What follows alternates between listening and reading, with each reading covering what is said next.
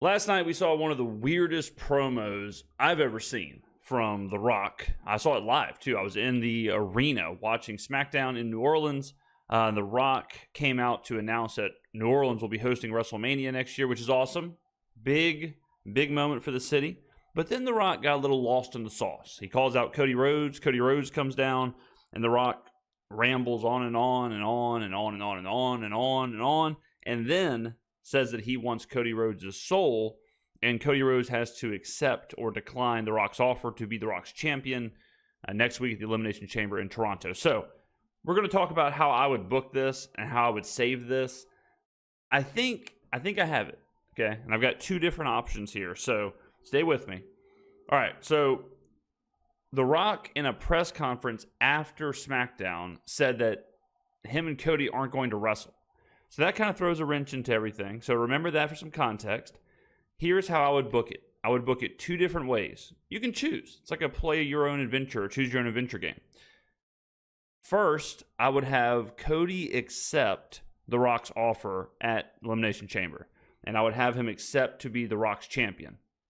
Now, what that means in the short term, we're not sure, okay? What it means in the long term will become very evident at WrestleMania. At WrestleMania, we'll have Cody facing John Cena. John Cena will win the chamber. He'll go to Mania. Cody versus Cena for Cena's 17th title. Huge match, all right? In that match, we finish with The Rock coming out and costing John Cena the match. Very similar to how Mr. McMahon cost The Rock the match and sided with Stone Cold Steve Austin at WrestleMania. So it ends the show with, one, Cody looking dastardly because he retains the title in a underhanded way, even though he didn't mean to. He didn't ask The Rock to do this. It puts The Rock and Cody in this weird, unholy alliance, and it also gives some pretty decent heat to Cody because the crowd is going to be upset that Cena doesn't win. They don't get to celebrate Cena's championship, what have you. In the following months and weeks after WrestleMania, we want to see Cody get more into that Homelander character. So it's going to have Cody thinks he's still a babyface. He thinks he's still Cody Rhodes, but he's doing all of these things that are a little more materialistic or a little more Hollywood. All right, so we see him kind of coming under The Rock's control. And we see him start to go to movie premieres and events and business deals and whatever, and bailing on main events of shows. You could book Cody to be in the main event of Raw, and then that night he cancels because he has to do an event with The Rock. And we start to see Cody, what I would like to see him do is start to wear The Rock's clothes. Like he starts to come out wearing the sunglasses, and he's wearing the old school, like crazy looking shirts that The Rock used to wear. And even if you want to really go down this rabbit hole, Cody can start wearing The Rock's belt instead of the WWE Championship. So he starts wearing that. But he thinks the whole time he's still this like great champion, but he's becoming that Homelander character. Now this is where we can split it, okay? First of all, that would be fun. Like that would be a very fun, creative dynamic for Cody. You could get some baby faces involved because right now only heels can chase Cody. But if Cody is pseudo turning heel, then you can have the faces chase him and try and, unsuccessfully end his reign of terror where he's winning all these matches in underhanded ways. Now, it can spin off two ways. So this is where you can choose.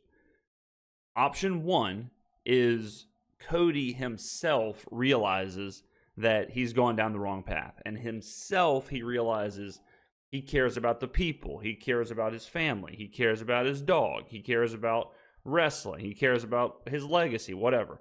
And he eventually breaks free from The Rock's spell and ends up wrestling The Rock at WrestleMania. That's like the main thing here, is that it eventually gets to Cody versus Rock to kind of break out of this spell from The Rock. It kind of frees him up, Cody's soul on a pole match, if you will. It frees him up to be his own guy again, and he's the people's champion. He's no longer The Rock's champion. Option two is you go even further into Homelander Cody, and you go even further into heel Cody, where he is wearing The Rock's clothes. He's talking like The Rock. He's wearing The Rock's belt. He's doing all of this. He's The Rock's champion, whatever. But then he becomes the tribal chief. And Cody now becomes like this tribal chief, the Prince of Samoa, whatever The Rock's designation is. And he starts to really ramp this thing up, where not only is he The Rock's people champion, but now he is like legitimately cemented himself as a heel of a heel faction, and Cody's just drunk with power, and he's not only this like Hollywood superstar, this business magnate, but now he's also the tribal chief. Now he's also, running the Bloodline or whatever. And the Rock is kind of this like Palpatine character who's overseeing Cody as the tribal chief. That would culminate in Roman Reigns versus Cody at WrestleMania in New Orleans, where Roman Reigns is now the super mega babyface who's coming into two birds with one stone. He's coming into in The Rock's like Palpatine board of director reign of terror, but he's also trying to get Cody right. Like he's also trying to, in a sense, save Cody, in a sense, free Cody from The Rock, where Cody can't do it himself. So Roman is like, he's helping Cody in a way. Even like if you watch Dragon Ball Z, it's kind of like when Vegeta turned into Majin Vegeta, and Goku had to fight Vegeta. And Goku, he was fighting Vegeta, but he was trying to help Vegeta by breaking him out of the Majin spell. And that's what Roman would be doing. Roman would be chasing Cody. He'd be trying to save Cody, but he's also trying to become the tribal chief again. He's trying to take back the power and be the rightful tribal chief that we all know Roman Reigns to be. Now that part gets a little wonky because it gives us an extra Cody Roman WrestleMania match, which on one hand is sweet because those matches are sweet. On the other hand, it's like, yeah, but the last one was so damn good. And the last one it finished the story, and it was perfect, and it was all this pomp and circumstance, and it was all this stuff that it just worked perfectly.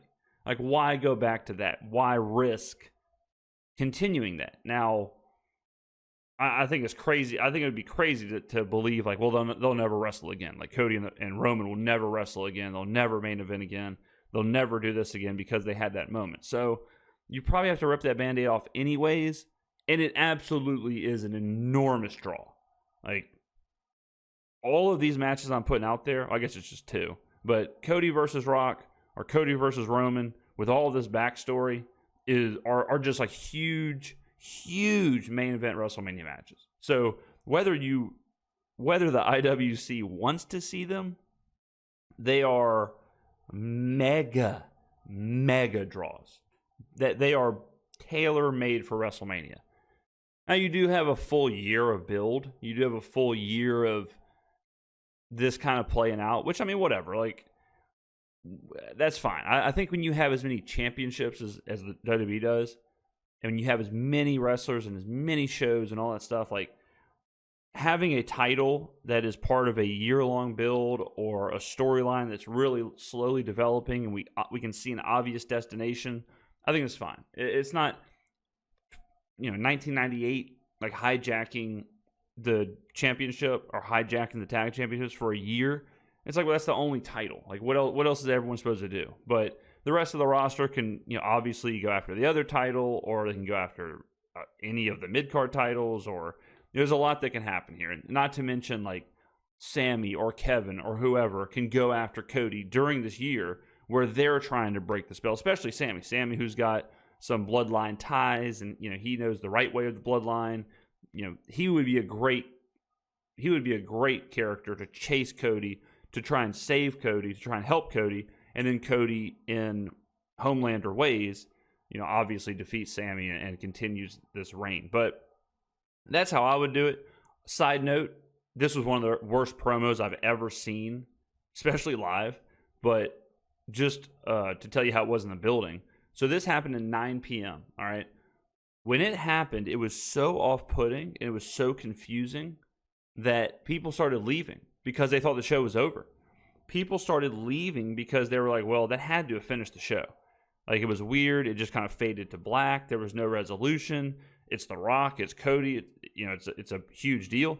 So we thought they cut the other matches. We thought, because before the show or during the show, the Liv Morgan match was it got canceled basically in the ring. And so we're thinking, damn, they cut that match short, and they also flat out cut the other two matches, the DIY match and then the Braun Strowman match, the tag match. So people got up after it faded to black. People in the arena were getting up and leaving, just walking up, like full rows. The row we were in, it was like we were like in the middle, and there was probably 6 guys to the left. They got up and was just like, all right, guys, see y'all, good show, whatever. And they just left. And they were gone pecan. And there was still an hour left of the show. And for both of those tag matches, the crowd was absolutely dead. Dead. They didn't know what the hell was going on. We didn't know for probably, because once the match started back up, we didn't even know if we were still on the air. We didn't know if this was a dark match, if this was whatever. It was such a weird thing. And it would have made so much more sense from just like a booking show perspective to have this go on first, let The Rock do all this, and then let the rest of the card kind of come on and carry the rest of the show.